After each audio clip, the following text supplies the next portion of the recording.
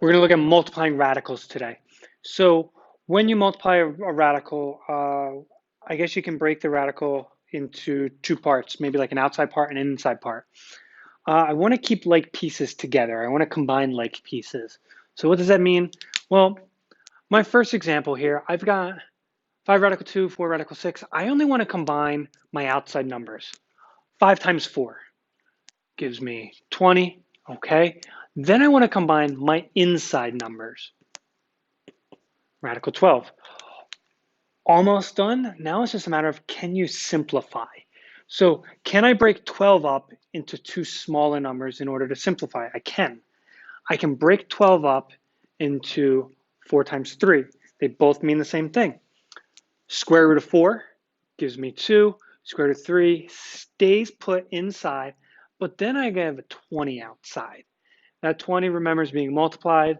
Let's just combine my outside numbers again. 40, radical 3, call it a day.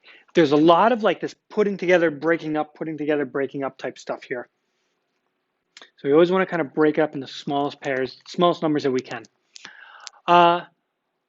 We have a number outside a parenthesis when we have a binomial in here, two groups. I need to distribute this radical 3 to everything on the inside. So first I'll start here. The 3 and the 7 are both on the inside. My answer is going to be on the inside. 3 times 7 is going to give us 21. I now need to take that radical 3 and multiply it by 2 radical 3. So here's where things get a little tricky. I don't have a number in front. But I do. It's one that we don't have to show. Remember, it's that magic 1. So now I'm going to say 1 times 2 gives me 2. And then 3 and 3 give us 9. That 9 is going to be inside. Can you simplify any of these? Well, I can break down that 9. So let's start there. 2, that 9 turns into a 3. We multiply them to give us 6. Okay, what about the 21? Can I break 21 up into a pair of numbers, one of them falling on this list? Well, all my numbers multiply together to give me 21. We have 1 and 21 and 3 and 7. 1, 3, 7, or 21. Are they perfect squares? No.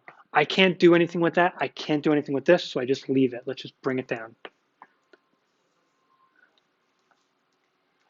All right. Sometimes we have a binomial and a binomial, two groups. So two terms being separated by plus or minus. Two terms being separated by plus or minus. Here's where we need to use that FOIL method. And F stands for first. I need to multiply my first two terms together. So outsides with outsides, 5 and 2 gives me 10. The insides together, 2 and 10, 20. Let's do my outside terms. I have a 5 and a negative 5, so it gives us negative 25. I only have this radical and nothing over here, so we just leave that radical 2. Inside numbers, 3 and 2 gives me 6. 5 and 10, we get 50. And then finally, 3 and negative 5, negative 15, and radical 5. So now we just kind of created this big, long problem. I need to try and condense it and see if I can make anything smaller. 20, I can make 20 smaller.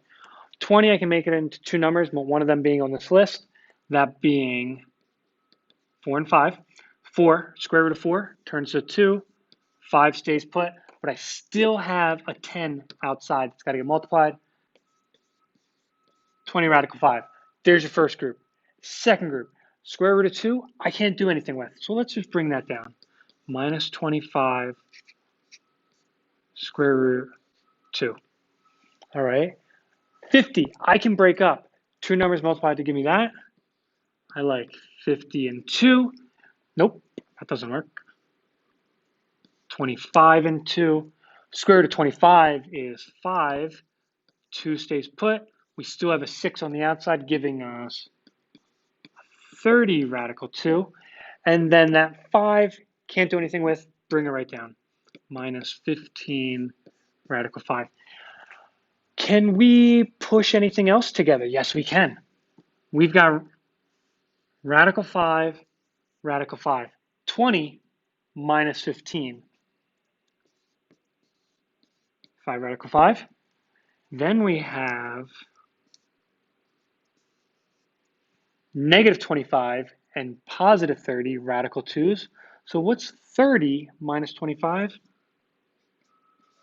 5, what are we talking about? Radical 2's, and I cannot put those together. I cannot combine my outside 5's. We are done. That is multiplying radicals. Monomial, binomial, and binomial, binomial.